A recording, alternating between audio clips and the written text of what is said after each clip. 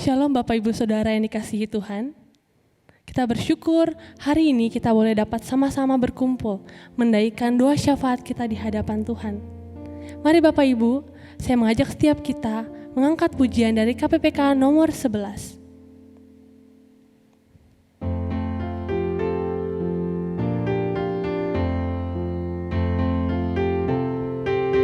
Bait yang pertama.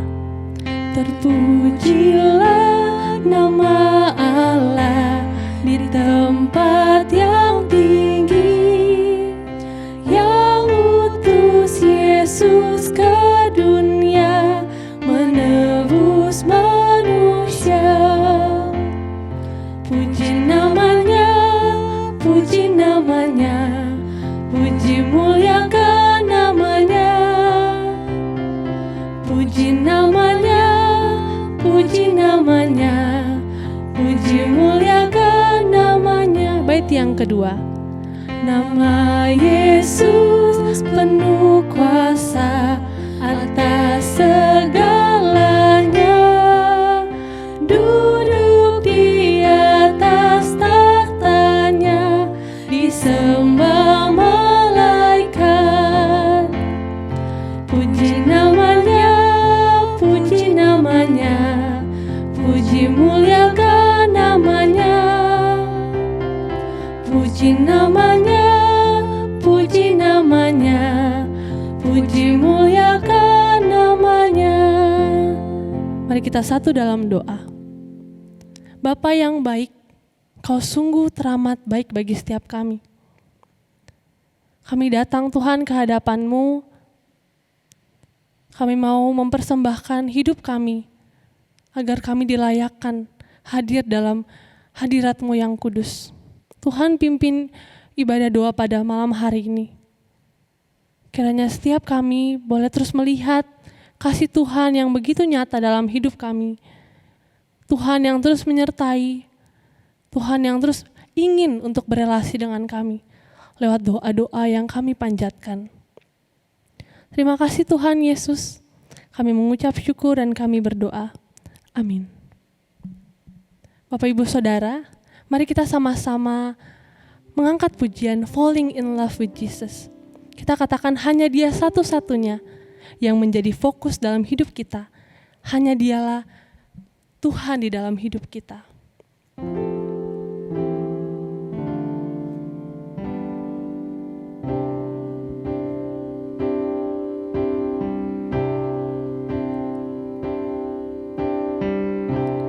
Falling in love with Jesus.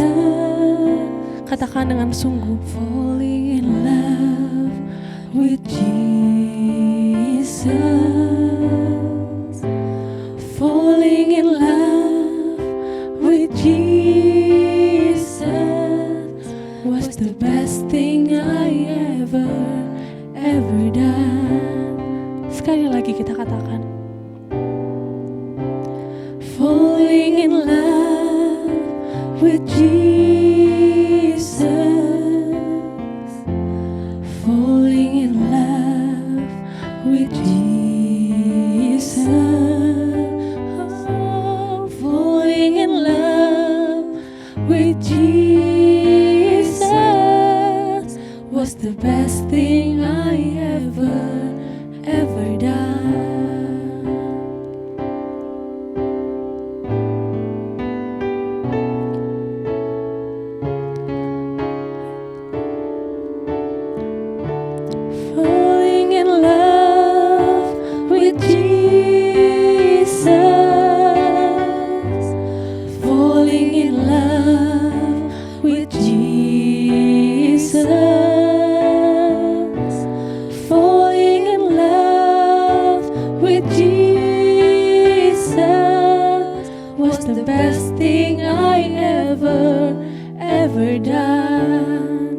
Kita naikkan doa syafaat kita di hadapan Tuhan. Yang pertama, kita mau berdoa bagi Komisi Remaja dan Komisi Pemuda. Kita berdoa agar setiap anak-anak muda dapat diberikan hati untuk terus melayani Tuhan, terkhususnya para pengurus-pengurus. Kiranya mereka diberikan rasa tanggung jawab, rasa memiliki dalam pelayanan. Yang kedua, kita mau berdoa untuk pertumbuhan setiap anak muda yang Tuhan percayakan bagi Gereja Kristen Kalam Kudus Ambon. Kita mau berdoa supaya lewat firman Tuhan, lewat ibadah, mereka dapat bertumbuh semakin serupa Kristus. Mereka boleh terus teguh dalam iman mereka, sungguh-sungguh mencari Tuhan di dalam kehidupan mereka. Mari Bapak Ibu Saudara kita satu dalam doa. Bapak, kami mengucap syukur untuk kebaikan Tuhan. Kami menyerahkan setiap anak-anak muda-Mu di tempat ini Tuhan, khususnya untuk Gereja Kristen Kalam Kudus Ambon. Kami menyerahkan anak-anak pemuda, anak-anak remaja ke dalam tangan kasih kuasa-Mu. Tuhan yang mau terus lawat mereka, Tuhan yang mau terus bimbing mereka dalam masa muda mereka ini Tuhan. Tuhan tunjukkan kasih setia Tuhan bagi setiap mereka. Biar dalam masa-masa pencarian identitas ini mereka boleh semakin melihat Tuhan, boleh semakin bersungguh-sungguh dalam iman yang mereka percaya, dalam firman Tuhan yang boleh mereka renungkan setiap minggunya. Tuhan, kami juga berdoa menyerahkan setiap pengurus yang Tuhan percayakan hadir di antara teman-teman kami. Tuhan, kami menyerahkan para pengurus Tuhan, kiranya mereka boleh punya hati, punya komitmen, punya rasa tanggung jawab ketika mereka menjalankan tugas yang Tuhan berikan bagi mereka, entah di pemuda, entah di remaja. Tuhan, biarlah Tuhan yang mau terus berjalan bersama dengan mereka, supaya ketika mereka melakukan pelayanan bersama dengan Tuhan, mereka boleh melihat hal ini memuliakan Tuhan, menyenangkan hati Tuhan. Kami berdoa menyerahkan para pembina Tuhan, Pak Marlon dan Pak Rison, di dalam keterbatasan mereka, dalam kelemahan mereka, kiranya kuasa Tuhan menjadi sempurna.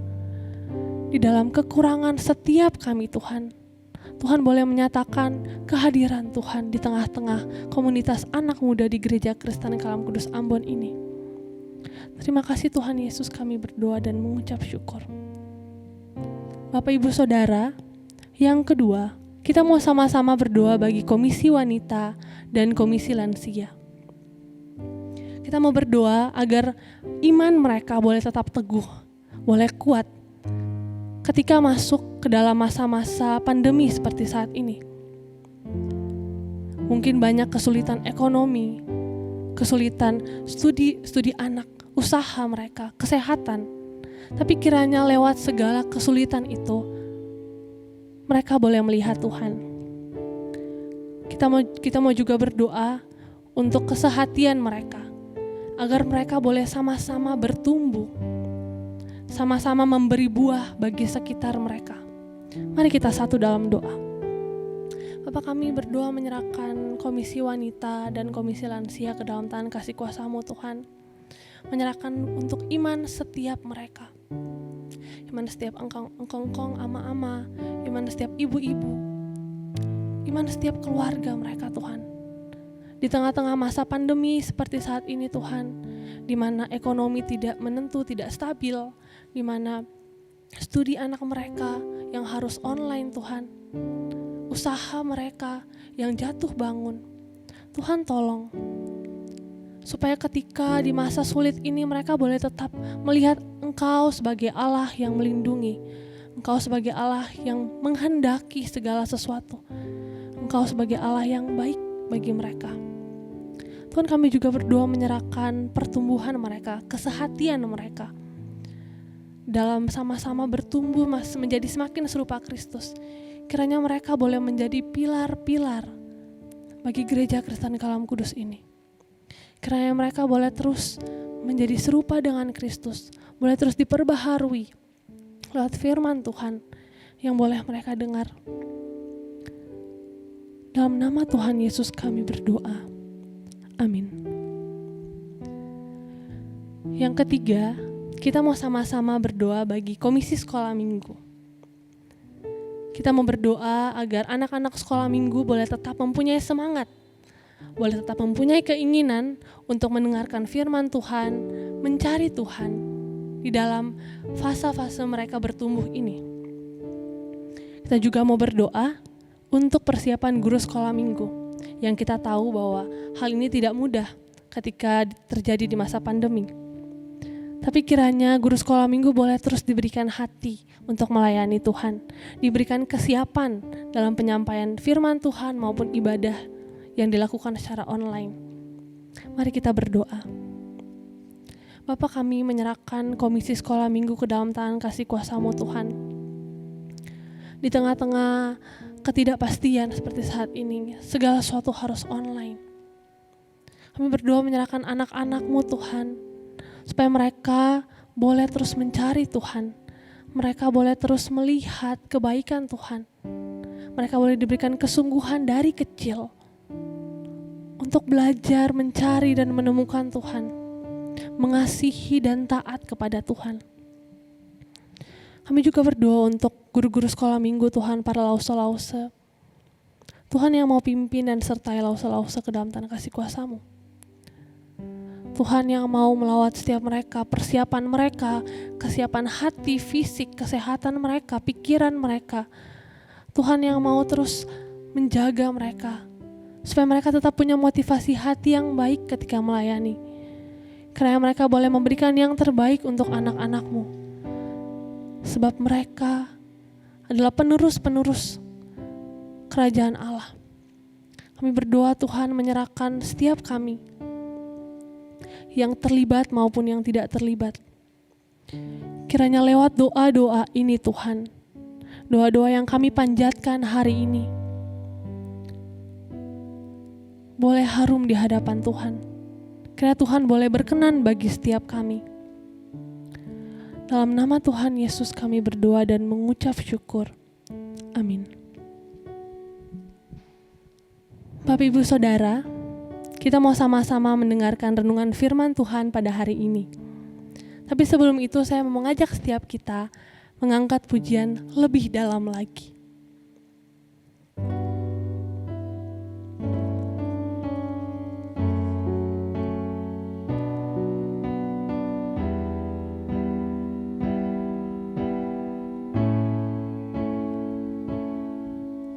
Satu hal yang ku rindukan ya Tuhan, selalu berada di dekat-Mu,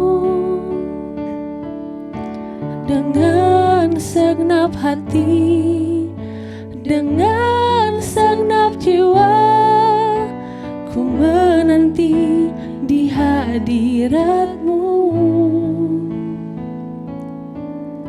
Satu hal yang ku rindukan ya Tuhan, selalu berada di dekat-Mu, dengan segenap hati, dengan segenap jiwa, ku menanti di hadirat-Mu.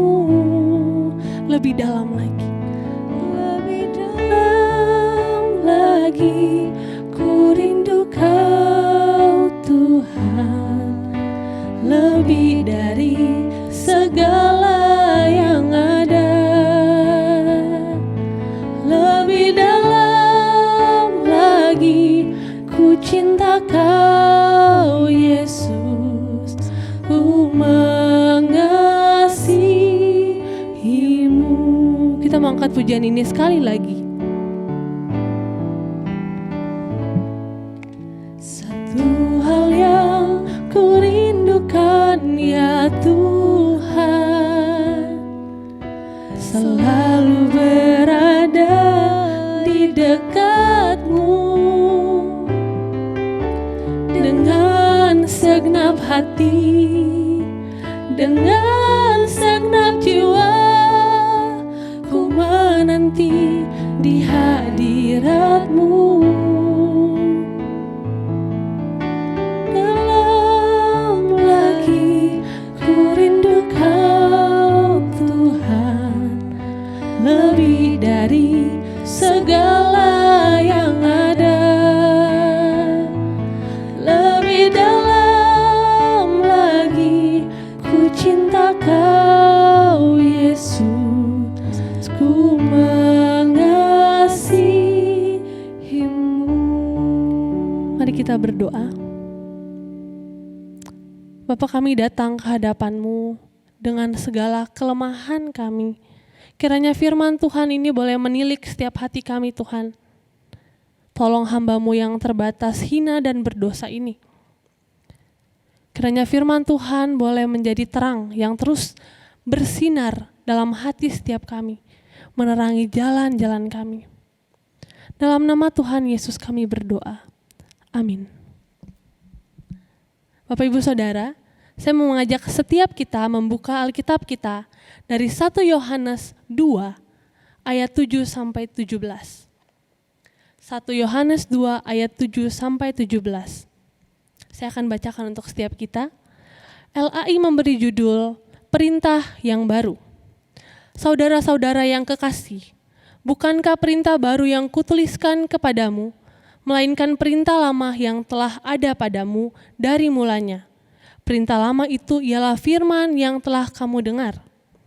Namun, perintah baru juga yang kutuliskan kepada kamu, telah ternyata benar di dalam Dia dan di dalam kamu. Sebab kegelapan telah sedang lenyap, dan terang yang benar telah bercahaya. Barang siapa berkata bahwa ia berada di dalam terang, tetapi ia membenci saudaranya, ia berada di dalam kegelapan sampai sekarang. Barang siapa mengasihi saudaranya, ia tetap berada di dalam terang, dan di dalam dia tidak ada penyesatan. Tetapi barang siapa membenci saudaranya, ia berada di dalam kegelapan, dan hidup di dalam kegelapan. Ia tidak tahu kemana ia pergi, karena kegelapan itu telah membutakan matanya. Aku menulis kepadamu, hai anak-anak, sebab dosamu telah diampuni oleh karena namanya. Aku menulis kepadamu, hai bapak-bapak, karena kamu telah mengenal Dia yang ada dari mulanya. Aku menulis kepadamu, hai orang-orang muda, karena kamu telah mengalahkan yang jahat. Aku menulis kepada kamu, hai anak-anak, karena kamu mengenal Bapa. Aku menulis kepada kamu, hai bapak-bapak, karena kamu mengenal Dia yang ada dari mulanya. Aku menulis kepada kamu, hai orang-orang muda, karena kamu kuat dan firman Allah diam di dalam kamu, dan kamu telah mengalahkan yang jahat. Janganlah kamu mengasihi dunia dan apa yang ada di dalamnya. Jikalau orang mengasihi dunia, maka kasih Allah Bapa tidak ada di dalam orang itu. Sebab semua yang ada di dalam dunia, yaitu keinginan daging dan keinginan mata serta keangkuhan hidup, bukanlah berasal dari Bapa, melainkan dari dunia. Dan dunia ini sedang lenyap dengan keinginannya, tetapi orang yang melakukan kehendak Allah tetap hidup selama-lamanya. Demikian jauh pembacaan firman Tuhan. Berbahagialah setiap kita yang boleh membaca, merenungkan, dan menghidupinya dalam hidup kita. Bapak Ibu Saudara, saya yakin perintah ini gak asing buat setiap kita. Terkhususnya yang ingin saya highlight di sini, yaitu ayat 15 berkata bahwa janganlah kamu mengasihi dunia dan apa yang ada di dalamnya. Jikalau kamu mengasihi dunia, maka kasih akan Bapa tidak ada di dalam orang itu. Janganlah kamu mengasihi dunia. Mungkin frase ini kadang salah dimengerti oleh setiap kita. Kita berpikir bahwa dunia berarti berkaitan dengan ekonomi, politik, ya soal negara, soal sosial budaya, atau bahkan soal bumi yang sedang kita pijak saat ini, tempat kita tinggal saat ini. Tapi Bapak Ibu Saudara, kata dunia di sini sendiri lebih mengacu kepada suatu hal atau suatu kondisi di mana hal itu tuh membuat kita semakin jauh dari Allah. Membuat kita tidak bersemangat dalam melayani Tuhan, membuat kita merasa tidak bergairah ketika berkomunikasi dengan Tuhan lewat doa, baca firman.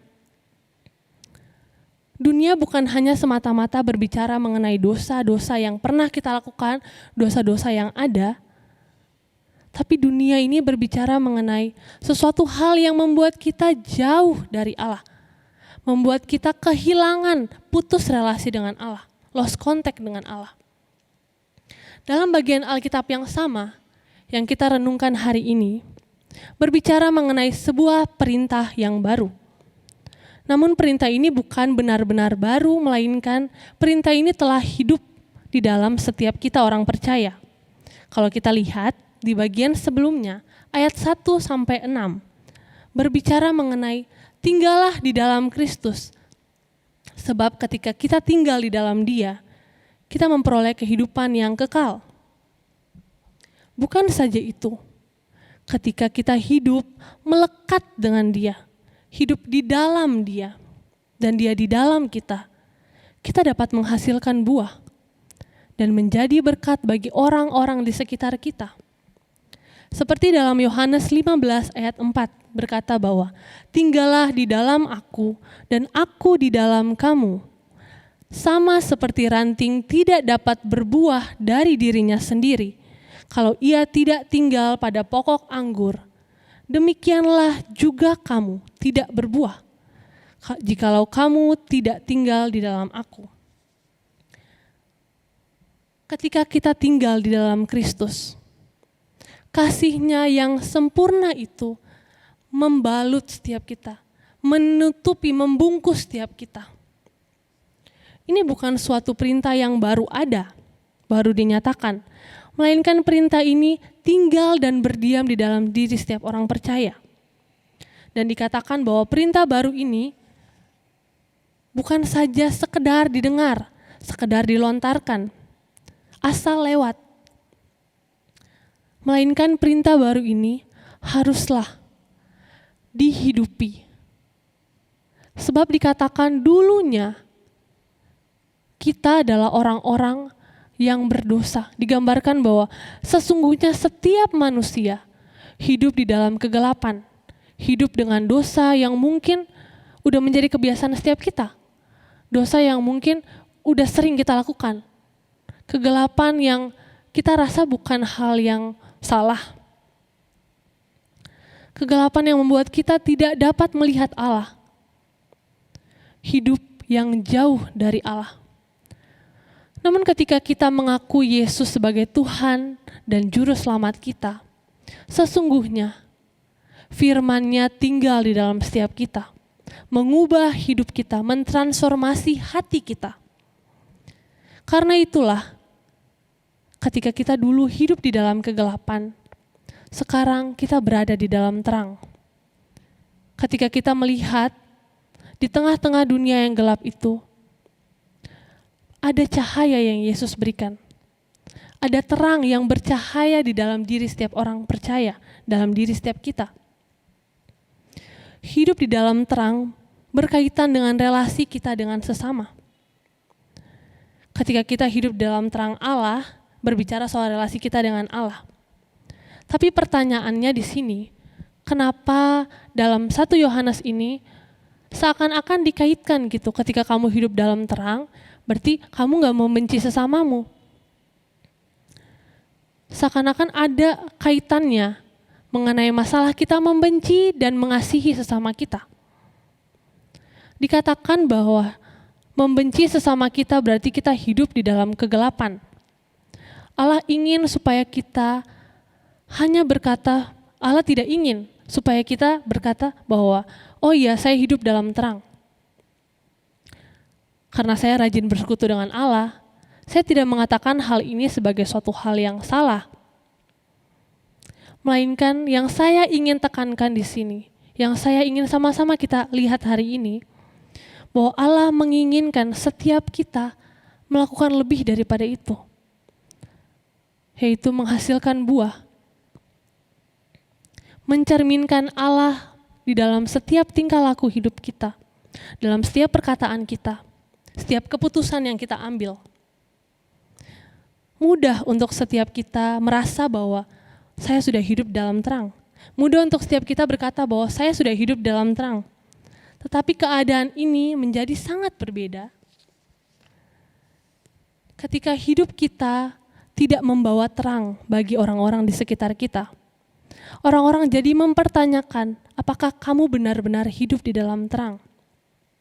Sebab dikatakan barang siapa berkata bahwa ia berada di dalam terang tetapi membenci saudaranya, ia berada di dalam kegelapan sampai saat ini. Ketika seseorang membenci, di sana terdapat unsur emosi, unsur hati, unsur perilaku, unsur perkataan. Ketika membenci seseorang, secara tidak langsung, kita sedang menahan racun di dalam diri kita. Kita sedang menahan kegelapan, menahan diri kita untuk terus berada di dalam kegelapan itu. Kemudian dilanjutkan dengan ayat 10. Dikatakan barang siapa mengasihi saudaranya. Dalam hal ini, tidak dikatakan bahwa barang siapa hidup di dalam terang, ia mengasihi sesamanya. Tetapi penulis seakan-akan ingin menunjukkan bahwa ketika kamu hidup di dalam terang, otomatis perilakumu pun menjadi sama seperti orang yang hidup dalam terang. Makanya di sini ditunjukkan bahwa melalui tindakan, bukti nyata, yaitu mengasihi. Tapi harus saya katakan bahwa hidup di dalam terang membutuhkan suatu tindakan supaya kita dapat menyimpulkan secara langsung bahwa oh iya, orang ini benar-benar hidup dalam terang, orang ini benar-benar orang percaya dan Kristus tinggal dalam dia. Bapak Ibu Saudara, perintah yang dituliskan ini sebab Allah mengutus anaknya ke dalam dunia yang gelap. Sebab dosa-dosa kita telah diampuninya melalui pengorbanan anaknya di atas kayu salib. Yesus tidak hanya datang bagi sebagian orang, sebagian kalangan saja. Tapi Yesus datang kepada seluruh orang tua, anak muda, semuanya. Hal ini menjadi sangat penting karena kalau kita memperhatikan, di sini terdapat pengulangan 2 kali. Yang mau menekankan bahwa pengampunan itu datang bagi setiap kita. Bukan kita yang mencari pengampunan itu, tapi pengampunan itu yang hadir ke dunia.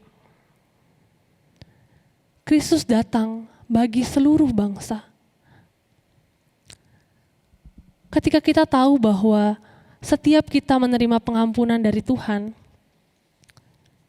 berarti Tuhan menginginkan supaya hidup kita menjadi terang bagi orang lain. Keinginan kita untuk mengasihi Allah dan sesama kita harus lebih besar daripada keinginan kita untuk mengasihi dunia. Dikatakan janganlah kamu mengasihi dunia, janganlah hidup berlarut dalam dosa. Janganlah hidup menurut apa yang engkau pandang baik, menurut apa yang saya pandang baik. Tapi dikatakan bahwa haruslah membenci itu, haruslah kita tidak mengasihi dunia. Karena dunia telah rusak oleh dosa. Dan Allah ingin supaya kita terus mengasihi Allah dalam hidup kita. Bukan berarti, Allah mengatakan bahwa kita membenci dunia. Harus membenci dunia berarti kita nggak usah mengurusi hal-hal tentang lingkungan hidup, tentang hal-hal yang lain. Bukan begitu Bapak Ibu. Tidak dikatakan bahwa kita harus membenci dan merusak dunia ini, bukan. Perintah Allah sendiri mengatakan bahwa kita harus merawat dunia, mengasihi sesama kita. Yang Allah inginkan di sini Allah inginkan kita tidak menjadi serupa dengan dunia. Allah tidak ingin kita tinggal di dalam dosa. Sebab Allah telah memberikan cahayanya agar setiap kita dapat melihat di tengah kegelapan. Dan Allah ingin supaya kita menjadi cahaya-cahayanya Allah di dalam dunia yang gelap ini. Bapak Ibu Saudara, ketika kita berada dalam kondisi mati lampu gitu ya, kita merasa gelisah dan tidak enak. Pasti kita akan berusaha mencari cahaya atau cari lilin, cari senter, bahkan kita mencari HP kita untuk menyalakan flashlight. Ketika kita menemukan satu titik cahaya itu, kita merasa tenang. Kita melihat bahwa di sana ada harapan. Ketika Allah menempatkan setiap kita di tengah-tengah dunia yang gelap ini, ketika Allah menempatkan terang-terangnya di tengah dunia yang gelap ini, Allah ingin supaya setiap kita menerangi sudut-sudut yang gelap itu. Setiap kita menerangi setiap orang yang hidup dalam kegelapan menjadi terang. Biarlah Tuhan boleh menolong setiap kita untuk terus hidup berkenan di hadapan Tuhan. Hidup menjadi terang di hadapan Tuhan dan di hadapan sesama kita. Mari kita satu dalam doa. Bapa, tolonglah setiap kami. Kami ingin menjadi terang-terang-Mu di tengah-tengah dunia yang gelap ini. Kami ingin menjadi duta-dutanya Kristus untuk menyatakan terang Kristus, untuk tinggal hidup di dalam Kristus. Kiranya firman Tuhan hari ini boleh terus berkumandang dalam hati dan pikiran kami, Tuhan. Supaya kami boleh melakukan yang seturut keinginan Tuhan, bukan keinginan kami. Kami tidak mau menjadi sama seperti dunia ini, Tuhan. Kami ingin menjadi sama seperti Kristus. Dan kami ingin menggantungkan hidup kami kepada Tuhan. Sebab Engkaulah kepala bagi kami, bagi gereja kami. Dalam nama Tuhan Yesus kami berdoa dan mengucap syukur. Amin. Bapak, Ibu, Saudara, ibadah doa pada malam hari ini selesai. Mari kita sama-sama lipat tangan kita sama-sama berdoa. Tuhan, terima kasih untuk kesetiaan-Mu, terima kasih untuk hari ini. Kami boleh sama-sama merenungkan firman Tuhan, boleh sama-sama menaikkan doa-doa syafaat kami di hadapan Tuhan. Kiranya Tuhan yang mau terus menaungi setiap kami, mengarahkan wajah Tuhan bagi setiap kami. Kiranya berkat, damai sejahtera, dan cinta daripada Tuhan boleh terus menaungi setiap hari-hari kami. Dalam nama Tuhan Yesus kami berdoa. Amin. Selamat malam, Tuhan Yesus memberkati.